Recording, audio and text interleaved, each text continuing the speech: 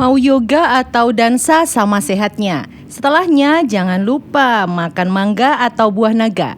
Awali hari dengan berbaik sangka, ini dia podcast Tribun Jogja. Telu papat.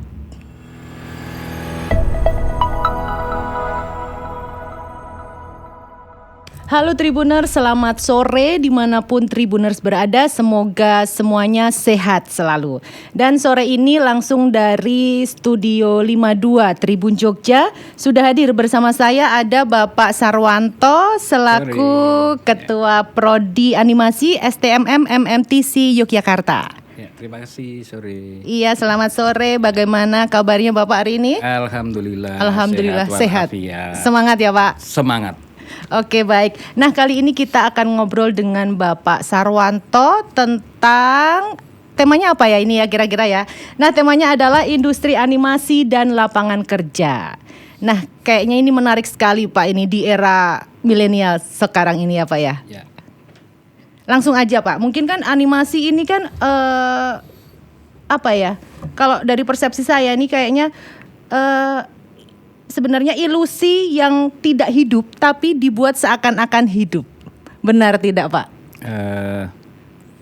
Jadi di dalam pandangan masyarakat animasi itu sering diterjemahkan sebagai menggerakkan benda mati atau menghidupkan benda mati. Jadi mati seolah-olah hidup. Tetapi berarti benar saya Pak tadi Pak?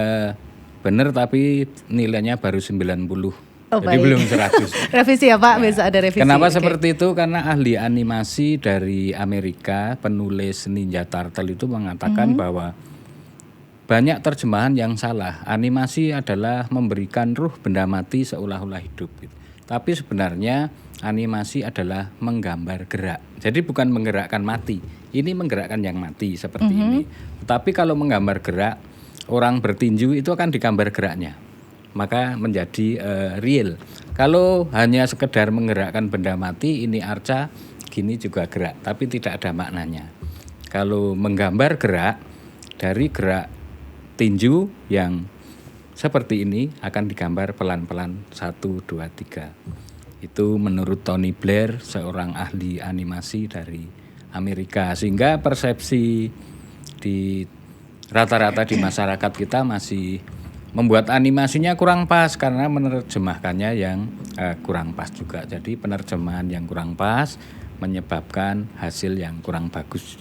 Begitu kira-kira Mbak. Oke, siap. Nah, terkait dengan animasi Pak, Ya. ini kita ambil lingkup kecilnya saja ya di Yogyakarta. Ya. Nah, ini kan Yogyakarta itu sebenarnya salah satu barometer pendidikan ya Pak ya. Ya, kota pendidikan. Dan kebudayaan sebenarnya di Indonesia. Sumber dayanya juga banyak di sini, Banyak, ya. Nah, bagaimana Pak untuk perkembangan animasi di Yogyakarta itu sendiri? Kalau kita menilai perkembangan animasi di Jogja itu bisa dijawab dengan satu kata. Perkembangannya sangat pesat, selesai. Tapi kalau digambarkan itu sama dengan kita naik di Bukit Bintang di malam, kemudian kita melihat ke bawah banyak sinar-sinar di sana. Itulah perkembangan animasi di Jogja. Tetapi kita akan sulit melihat di mana saja sih animator, di mana saja sih studionya, itu sangat susah. Kenapa seperti itu? Karena para animator mengatakan bahwa animasi di Indonesia itu rumahnya ada di Jakarta, tetapi dapurnya ada di Jogja. Sehingga pekerja seni animasi di Jogja ini seperti lampu-lampu yang kita lihat dari Bukit Bintang, bertebaran di mana-mana ada. Tapi ikut di mana sangat susah, ikut di mana karena kita freelance, kebanyakan mereka freelance ambil dari daerah A, daerah B, negara A, negara B seperti itu. Jadi menjamur ya. Sangat menjamur, tapi sangat susah dideteksi ada di sini gitu. Oke. Nah, untuk apa Pak? Komunitas ya. Ya. Mungkin animator sendiri kan sebenarnya ada komunitasnya. Ada komunitasnya. Ya, seperti saya kemarin sempat baca ada juga gelaran yang merangkul para animator ya. Ya. Animpiade ya. Olimpiade animasi. Ya. Nah, itu apakah supportnya sejauh apa Pak untuk para animator di Yogyakarta? Sebenarnya sebuah olimpiade, sebuah lomba, istilahnya pertukaran pendidikan dan seterusnya. Itu mereka merangsang para animator, pekerja animasi untuk membuat animasi sebaik-baiknya, kemudian dilombakan. Cuma dilombakan itu untuk merangsang supaya membuat sebuah animasi yang terbaik. Kalau dilombakan misalnya kalah dengan nanti ada review dari tim juri kurang bagus di sisi ABC, itu adalah sebenarnya cara untuk mendidik animator supaya membuat lebih bagus lagi. Lebih bagus itu yang bagaimana?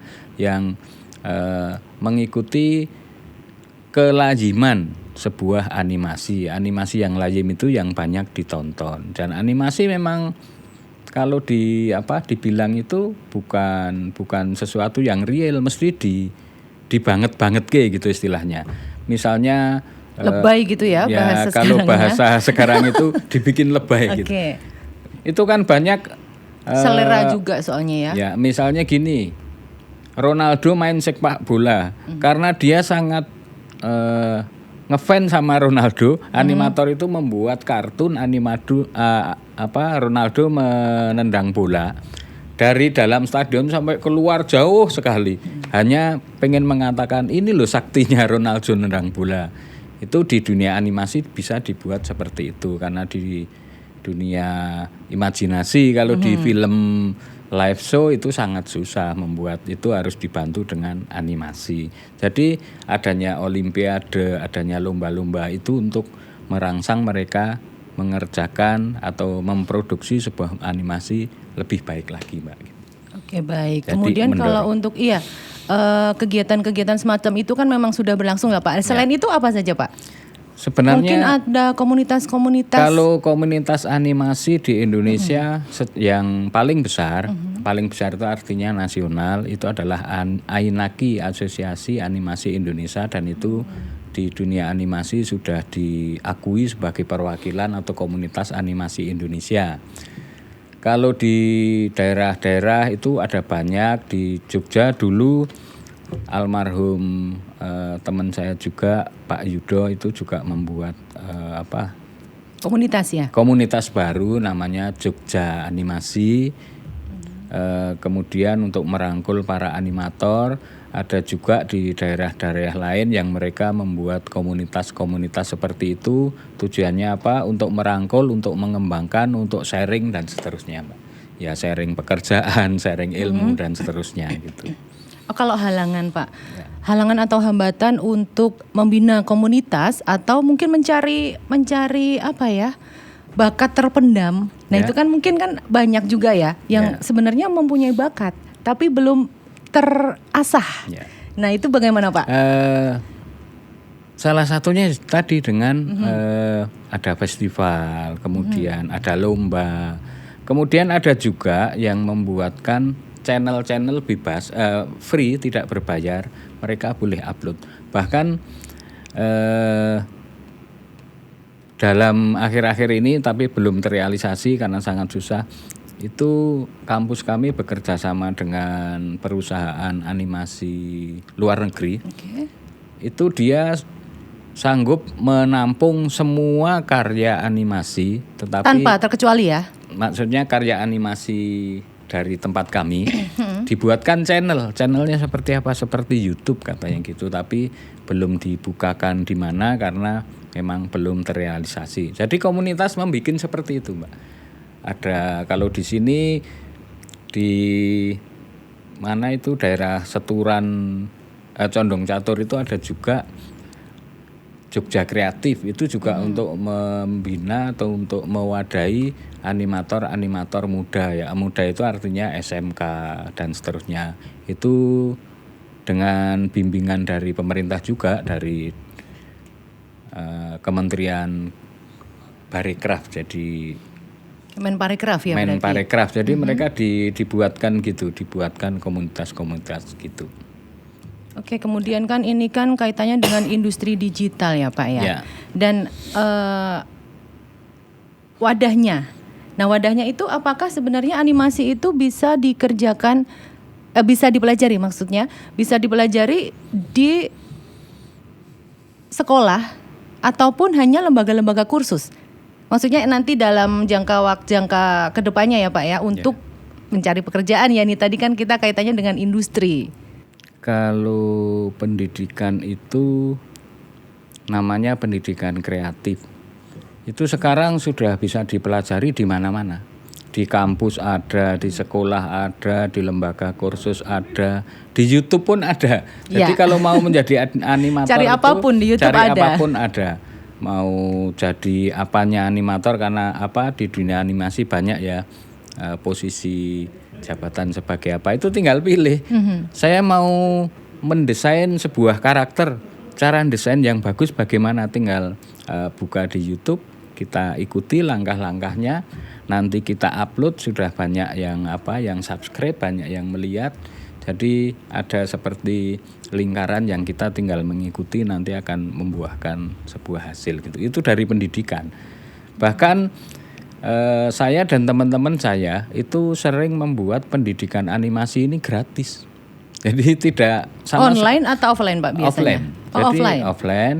Bahkan setelah itu dibuatkan setelah itu diikutkan sertifikasi profesi. Misalnya membuat background animasi 2 dimensi.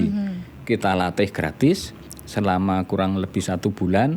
Sehabis itu disertifikasi. Sertifikasinya bukan sertifikasi ayar-ayar gitu enggak, tapi dari BNSP memang, Badan Nasional Sertifikasi Profesi. Jadi, legal ya, sertifikat untuk masuk ke dunia kerja ya, itu nilai itu yang plus. diakui di Indonesia. Itu kita memberikan seperti itu gratis. Kenapa gratis? Karena tugas kita untuk mengembangkan SDM di Indonesia, terutama bidang-bidang multimedia dan animasi. Kreatif ya. Itu banyak sekali Mbak, mau di mana-mana gitu untuk pendidikannya gitu. Oke, terima kasih Pak. Ini untuk sesi 1 ini kayaknya kita hold dulu ini tentang belajar animasi ya. Belajar animasi itu sebenarnya bisa kita gali melalui pendidikan atau itu sebenarnya otodidak. Nah itu tahan dulu Pak. Nanti kita lanjut ke sesi 2 ya. Tribuners, jangan kemana-mana, tetap di Tribun Jogja Podcast.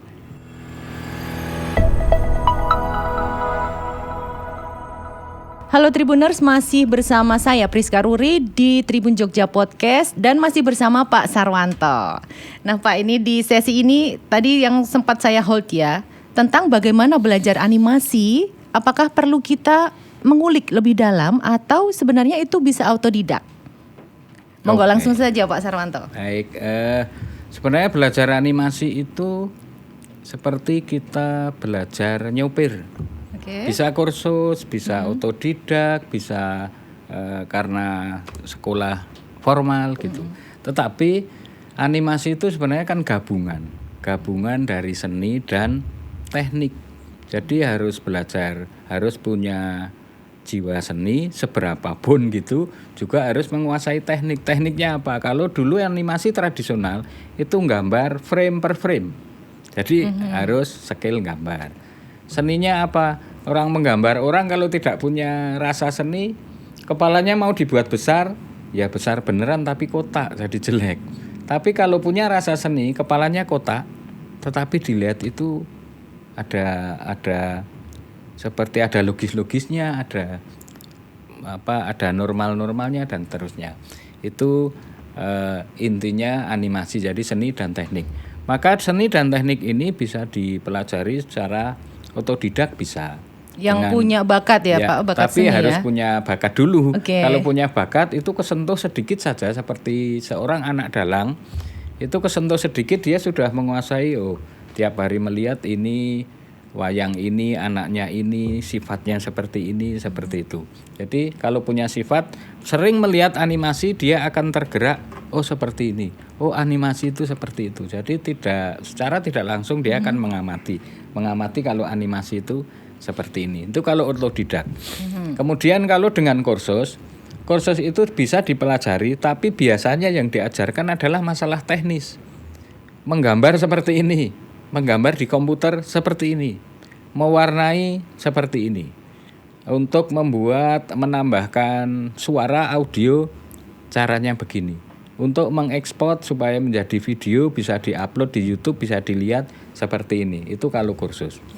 Kemudian kalau di dunia pendidikan, SMK misalnya, SMK itu memang kurikulumnya dibuat sebagai seorang pekerja animasi. Jadi bukan, makanya lulusan SMK itu tidak membuat proyek animasi, tapi dia akan ngikut seorang tenaga kreatif dan dia hanya disuruh ini dianimasikan gerakannya seperti ini. Ini nanti rendernya pakai ini colornya standarnya pakai standar color yang sudah ada di sini. Itu level SMK. Kalau level universitas itu adalah yang diajarkan lebih ke manajerial. Kenapa ke manajerial? Karena skill untuk menjadi pekerja animasi sudah diajarkan di SMK. Jadi kalau di perguruan dasarnya tinggi, ya dasar pekerjaannya sudah. Ini manajerial. Kalau di perguruan tinggi itu, bagaimana sih menemukan ide yang bagus? Bagaimana sih konsep-konsep yang disukai oleh penonton? Itu kan dengan riset. Riset itu ada banyak cara. Kalau anak SMK mungkin belum, SMA, SLTA belum menguasai kan, memang tidak ada. Tapi kalau di level perguruan tinggi dia akan tahu caranya seperti ini. Nah, itu kalau dipelajari. Bedanya kalau otodidak itu dia bisa tapi kadang-kadang tidak tahu ini saya mengerjakan apa. Ditanya misalnya itu box cycle-nya sudah belum? Box cycle itu apa toh? Itu bahasa teknis ya. Bahasa teknis di animasi. Tapi dia sering mengerjakan. Seperti itu dia tidak tahu. Misalnya kalau bahasa kita naik sepeda diangkat ban depannya. Ayo Mas jumping. Jumping itu apa Pak? Dia tiap hari jumping tapi tidak tahu. Itu ibaratnya belajar kalau secara otodidak. Itu tadi ada plus minusnya masing-masing. Tapi biayanya murah karena tinggal lihat YouTube, ikuti, dibuat, diupload, nanti dikritik. Kalau dia tidak tahan kritik terus berhenti. Kalau tahan kritik, ini kurang gini menurut yang kritik diperbaiki itu. Dan banyak Mbak animator senior itu yang belajar dari otodidak. Iya, soalnya memang semuanya kan pakai feeling ya Pak. Ya, pakai perasaan ya. Dan kembali lagi ke untuk apakah itu bagus ataukah itu tidak bagus. Sebenarnya kan penikmat seni kan nggak ada ukurannya ya. Ya. Nah itu dia yang harus pandai-pandai mencari celah di situ ya Pak ya. Bisa tahu ini bagus tidak bagus itu memang harus dipublikasi. Iya. Kalau dulu harus diputar di bioskop. Sekarang bioskopnya cukup YouTube, cukup Netflix dan seterusnya, mungkin Facebook dan seterusnya. Nah misalnya nih Pak, saya itu nggak punya bakat seni sama sekali. Ya. Tapi saya pengen belajar animasi. Itu bisa. Itu kira-kira biasanya gimana Pak? Biasanya mesti banyak kendala kah atau malah justru yang ada niat besar gitu malah lebih mudah? Sebenarnya lebih mudah, tapi biasanya seperti itu kreativitasnya berbeda dengan yang mempunyai bakat seni. Otodidak tadi jadi ya. Jadi kalau suruh membuat desain karakter ya jadi, tapi kurang dilihat itu tidak seluas kalau kita punya mereka yang punya bakat seni gitu. Membuat gerakan orang berjalan ya simetris, padahal orang jalan tidak ada yang simetris. Itulah sebabnya industri-industri besar itu tidak mau dibuatkan konsep karakter itu menggunakan software, Mbak. Tidak mau. Harus dengan goresan tangan meskipun pakai tablet gitu, tetap goresan tangan gini. Dulu saya pernah teman saya cerita, sudah tak hapusi, saya bikin gitu, kemudian tak ekspor jadi frame kan bagus, tapi nggak mau. Nggak ada makhluk di dunia itu yang presisi kayak gini, katanya gitu. Konangan saya sudah ya, tak Pak, siap-siapkan gini juga nggak akan presisi sini gitu. Konangan ya? Ya nanti mbaknya bisa lihat di kaca gitu, terus coba gini-gini presisi nggak gitu, mesti nggak presisi. Itu seni Mbak gitu. Iya makanya. Tapi kalau untuk seni animasi ya Pak ini, ini tuh sebenarnya ada alirannya nggak sih Pak? Jadi kayak misalnya kalau musik itu ada pop, dangdut. Nah kalau di animasi bagaimana Pak Sarwanto? Kalau animasi itu kan alirannya ya cuma dua Mbak, 2 dimensi apa 3 dimensi gitu. Kalau masalah aliran mungkin lebih ke penceritaan. Ceritanya lebih seneng alur yang seperti ini, lebih seperti ini. Kalau gayanya cuma 2 itu Mbak. 3 dimensi apa 2 dimensi. Kalau dulu ada animasi tradisional gitu. Tradisional itu kan pengerjaannya saja, dibuat satu persatu, kemudian difoto dan digerakkan gitu. Oke, nanti kalau di jurusan animasi ini kayak itu Pak, kayak seperti di film kah? Jadi ada produser sendiri, ada sutradara, atau harus bisa semuanya? Kalau di namanya belajar ya Mbak, namanya belajar itu semua harus pernah dilewati. Berarti semua Pernah dipelajari merasakan jadi produser, pernah merasakan membuat karakter, pernah merasakan animasi, menganimasikan. Tetapi endingnya itu tergantung pilihannya masing-masing. Karena dari semua yang sudah dirasakan itu dia akan, wah saya kok lebih senang bekerja di desain karakter. Maka dia akan menjadi desainer karakter atau membuat modeling animasi. Kemudian dia saya kok enjoy kalau menganimasikan, ya sudah dia akan menjadi animator. Memang di dunia animasi animator butuh banyak, tidak seperti desain karakter atau sutradara gitu Pak. Oke. Nah ini tentang pekerjaan di dunia animasi ya Pak. Iya. Untuk tipsnya seperti apa Pak? Bagaimana tips dan trik untuk bisa terjun ke dunia animasi? Sebenarnya untuk bekerja kreatif itu hampir sama dengan dengan seni yang lainnya. Seni lainnya artinya ada seni drama, ada seni lukis, seni apa. Itu yang pertama memang harus tidak pernah merasa puas mengerjakan sesuatu. Kalau animasi ya, wah aku wis iso berhenti, tidak seperti itu. Itu harus ditanamkan. Kemudian tidak mudah putus asa atau jangan malu dikritik, karena memang kritik itu sifatnya membangun. Apalagi sekarang dunia medsos gini, kritiknya ya kayak lombok sekilo dimakan sekali, pedes-pedes gitu. Tetapi itu sebenarnya suatu jalan untuk membangun lebih bagus lagi. Nah, ya, justru pedesnya itu kan bikin nikmat ya Pak ya. Ya kalau dicampur dengan mie ayam Mbak. Iya. Nah, itu caranya harus mengetahui bagaimana sih liku-likunya dunia animasi gitu. Itu harus diketahui dulu. Kalau tidak punya perusahaan sendiri ya harus ngikut. Kalau orang Jawa dulu harus mekadek gitu istilahnya.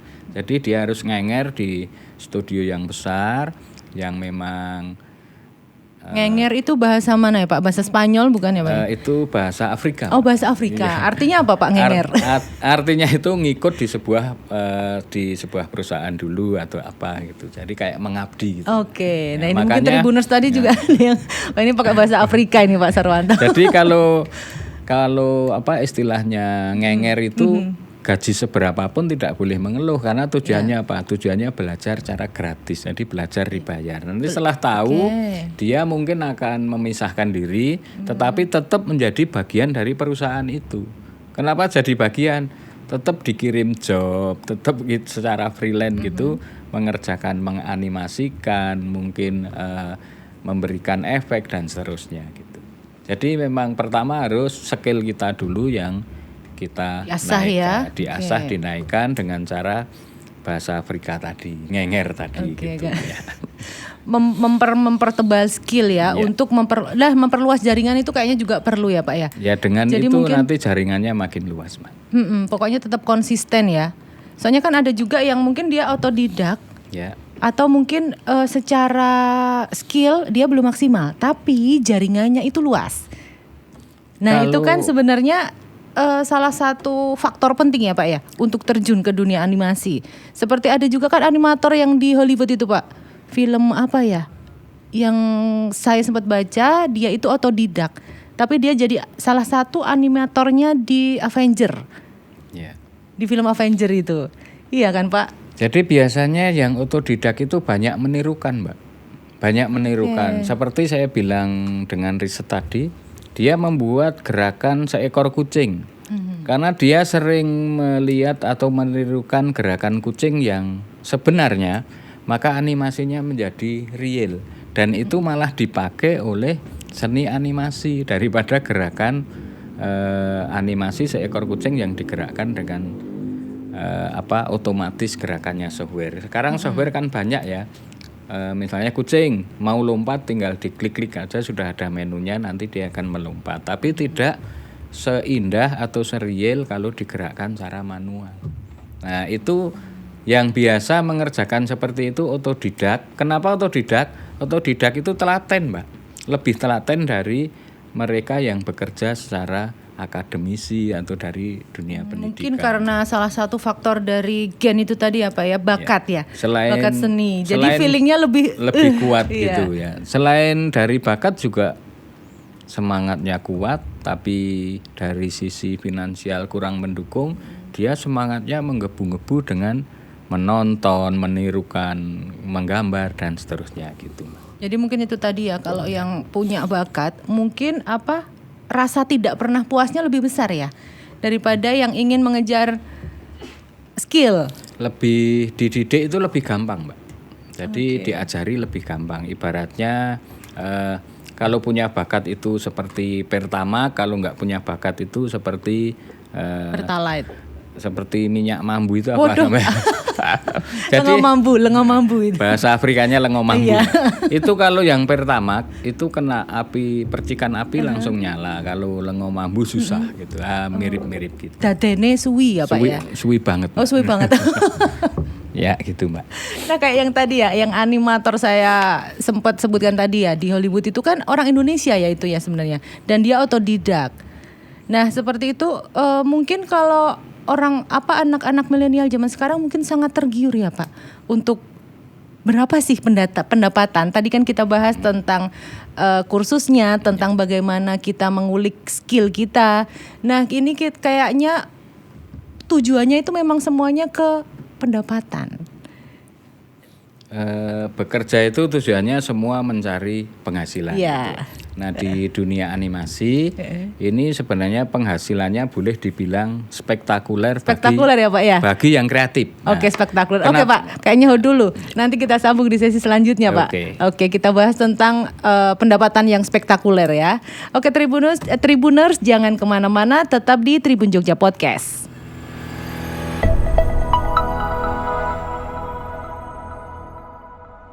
Halo Tribuners, kembali lagi di Tribun Jogja Podcast bersama saya Priska Ruri dan masih bersama Pak Sarwanto. Sore. Nah ini yang kita mau bahas yang spektakuler tadi Pak. Ya. Sempat tertahan ya. Nah ini monggo sekarang saya beri ruang seluas-luasnya ini untuk membahas pendapatan yang spektakuler tadi Pak. Oke, terima kasih Mbak.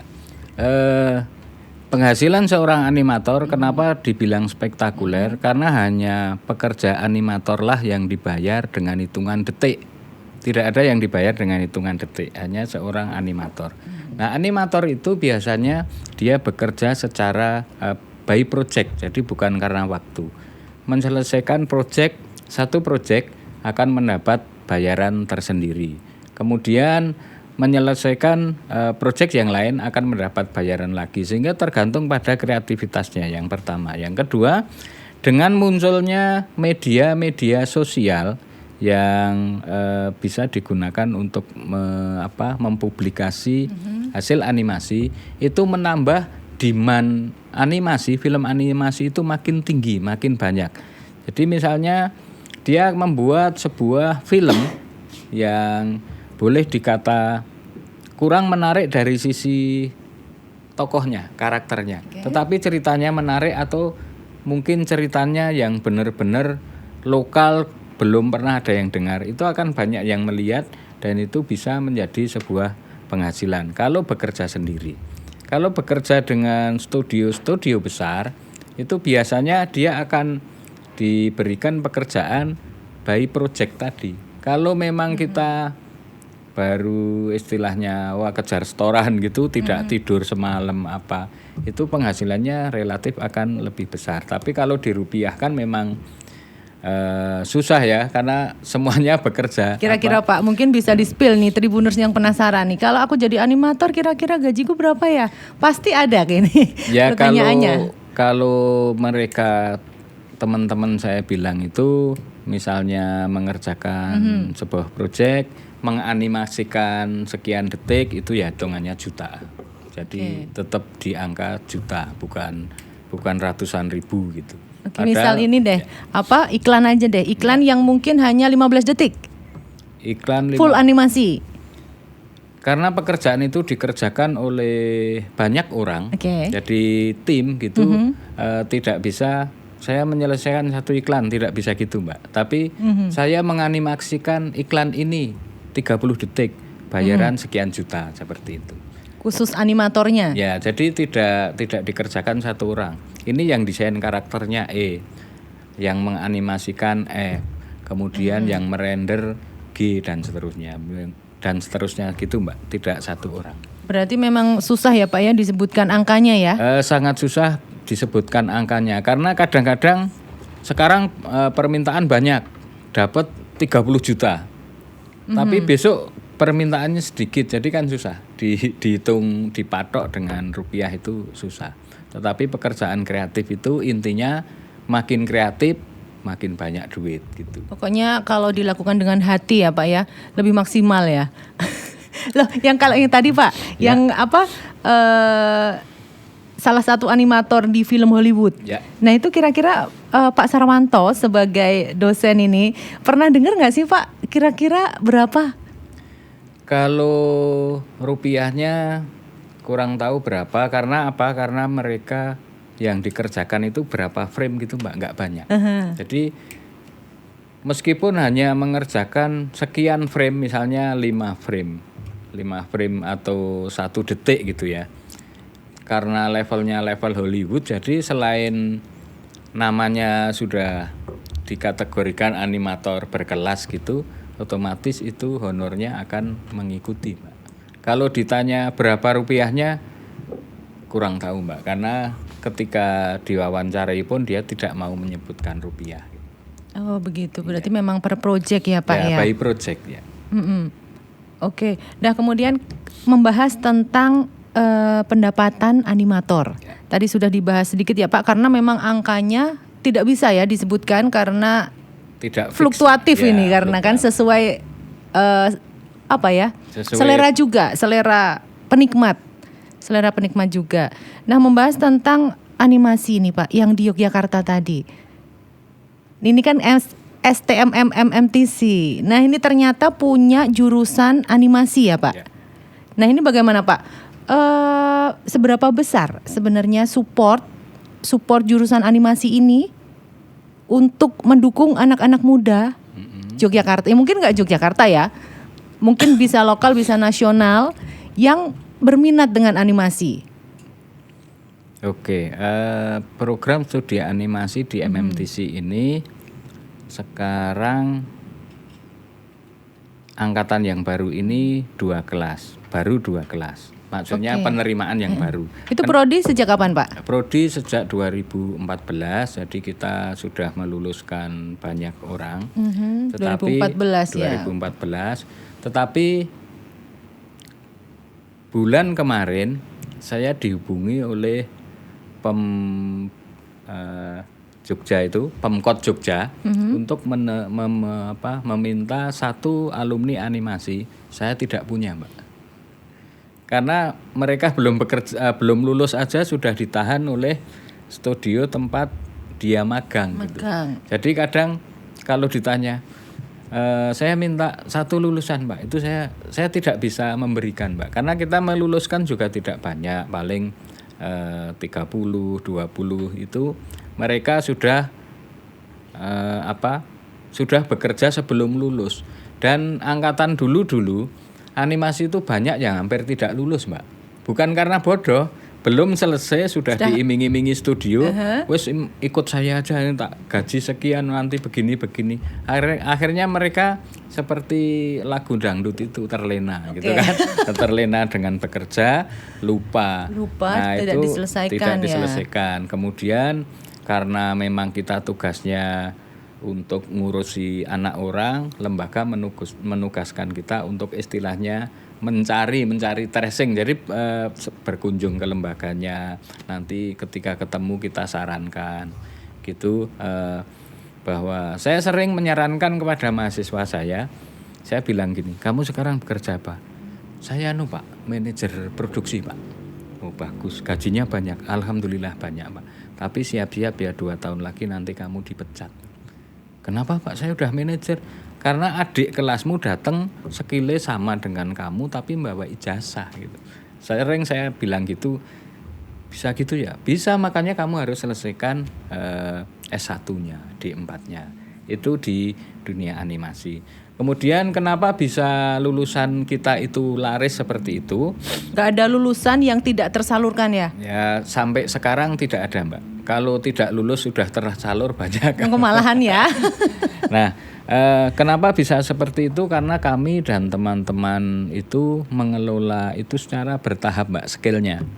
Jadi kita proyeksikan dalam 8 semester atau 4 tahun itu mereka sudah lulus dengan skill yang bertahap pengalamannya. Tahun pertama, jadi semester 1-2, semester 1 memang tidak ada praktek. Semester 2 itu ada praktek, prakteknya gambar saja, Mbak. Gambar. Semester 2 itu ya, Semester berarti full 2, gambar ya. Menggambar itu 4 SKS, jadi lama, gambarnya 2 hari prakteknya. Itu menggambar hand drawing maupun digital drawing. Jadi menggambar dengan tangan, tapi juga menggambar menggunakan software. Oh, software. Ya, pakai tab, pakai apa gitu. Itu di semester 2. Kemudian semester 3, 4, jadi tahun kedua.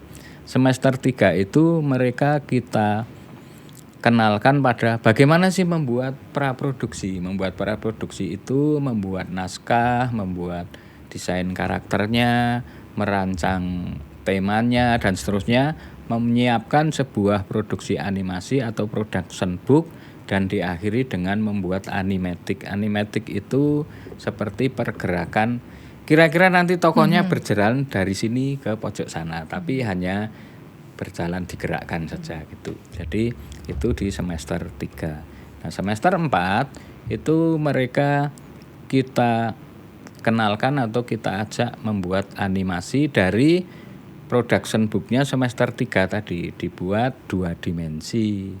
2 dimensi di semester 4, semester 5 itu dibuat yang 3 dimensi. Kemudian di semester 6 itu mahasiswa kita berikan praktek simulasi, Mbak. Praktek simulasi itu mereka bebas mau membuat 2 dimensi, 3 dimensi bebas, tapi kita kasih project. Ini ada project, silahkan dikerjakan. Mereka akan mengerjakan. Nah, dari mereka mengerjakan sendiri itu, kemudian nanti dia akan merasakan, oh seperti ini. Susahnya bekerja di dunia studio animasi. Nah, untuk melengkapi pengalaman di semester 7 itu mahasiswa animasi kita berikan tugas magang. Magang itu bekerja atau ya kayak ngenger tadi, bekerja di dunia animasi di studio animasi selama 1 semester. Ada juga yang 1 semester nggak penuh, tergantung studionya ya. Itu di situ dia akan menemukan permasalahan. Ternyata membuat animasi 3 dimensi itu akan sangat susah mengarahkan atau setting kamera misalnya. Susah setting lightingnya. Nah, itu menjadi sebuah masalah. Nanti ketika pulang di semester 8 ya, di tahun keempat atau semester 8, masalah tadi dibahas, dikaji, diselesaikan dengan sebuah penelitian kecil yang namanya skripsi. Jadi 4 tahun sudah lulus, Mbak. Makanya di MMTC meskipun ini prodi baru, tapi kita kehabisan stok untuk lulusannya, Mbak. Sering saya dulu ditelepon oleh malah kehabisan stok ya Pak ya. Ditelepon stasiun TV swasta, Pak saya minta lulusan grafis. Gitu. Ya ternyata baru mau dikasihkan sudah dapat channel sendiri. Bahkan kemarin saya hubungi mahasiswa yang barusan yudisium, Mbak. Yudisium dinyatakan lulus itu, saya telepon, mau nggak bekerja di sini? Wah saya udah nggak punya waktu. Pikir saya gaya banget ya. Saya nggak ada waktu lagi Pak untuk mengerjakan ini. Itu baru selesai yudisium. Oke, berarti memang di MMTC ini kan runtut ya Pak. Maksudnya kalau memang Tribuners ada yang berminat belajar animasi, tapi dia nggak ada bakat sama sekali, nggak perlu takut ya Pak. Berarti memang nanti dari semester 1, semester 2 kan benar-benar belajar dari dasar ya? Ya, jadi benar-benar dari nol, dari menggoreskan pena di kertas, nanti kita ajari. Dan di MMTC ini hampir animator di Jogja itu saya ajak semua, Mbak. Karena dulu kita membuat prodi animasinya itu agak awal, kemudian di Dikti kita juga diberi lampu hijau, silahkan MMTC buat ini prodi ini, nanti prodi yang lain universitas yang lain kalau mengajukan saya ACC-nya pelan-pelan. Jadi, berarti yang pertama ini Pak di Jogja animasi. Kalau D4-nya yang pertama. Iya. Oh ini berarti D4 atau 1? D4 Mbak. D4 karena kita vokasi. Oh karena ilmu terapan ya. Ilmu terapan, vokasi, dan D4 itu banyak prakteknya Mbak. Prakteknya 70%, teorinya hanya 30%. Jadi lebih banyak anak-anak itu bermain di lab, bermain di selasar untuk ngalamun mencari ide gitu daripada di teori. Teorinya sedikit. Oke, berarti nanti titelnya apa Pak? Kalau animasi itu? Kita titelnya arahan dari Dikti itu Sarjana Terapan Animasi, STR Anim, jadi panjang sekali. Oke, gitu. Berarti meskipun D4 tapi tetap sarjana ya? Tetap sarjana terapan gitu. Sarjana terapan. Ya. Oke, berarti untuk Tribuners yang masih penasaran, saya tuh nggak punya darah seni nih, tapi pengen belajar menjadi animator. Nggak usah khawatir ya, karena di STMM MMTC kalian pasti akan dipandu perlahan dari dasar ya Pak ya. Dari dasar sekali. Iya, dengan Pak Sarwanto yang lucu dan berasal dari Afrika ini tadi. Iya. Lugu Mbak aslinya Mbak. Lucu dan wagu. Oh gitu Pak. Oke baik, ini berarti bagaimana Tribuners atau mungkin Pak Sarwanto ada yang mau ditambahkan? Untuk para Tribuners yang masih penasaran sama dunia animasi dan industri animasi.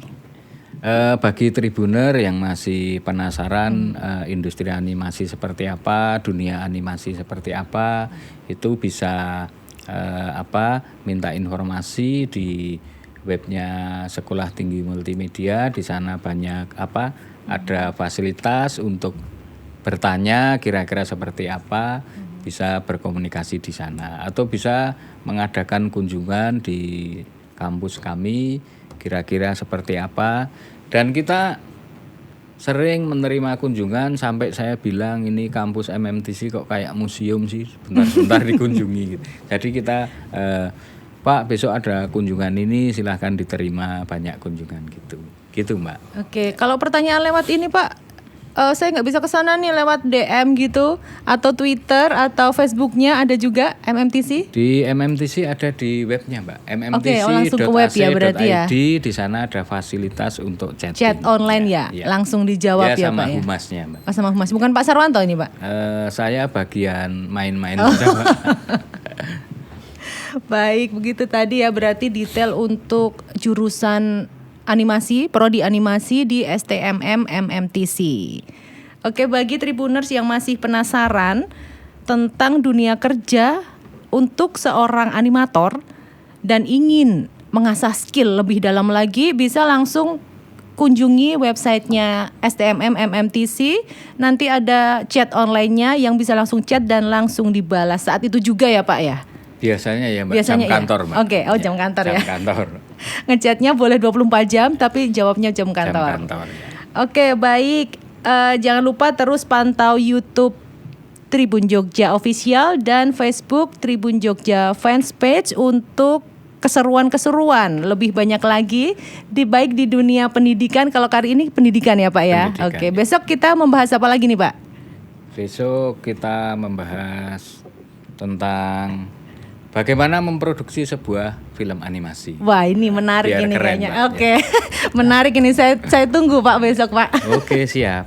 Oke, terima kasih Tribuners. Saya Priska Ruri pamit undur diri. Sampai jumpa di Tribun Jogja Podcast selanjutnya. Selamat sore, terima kasih.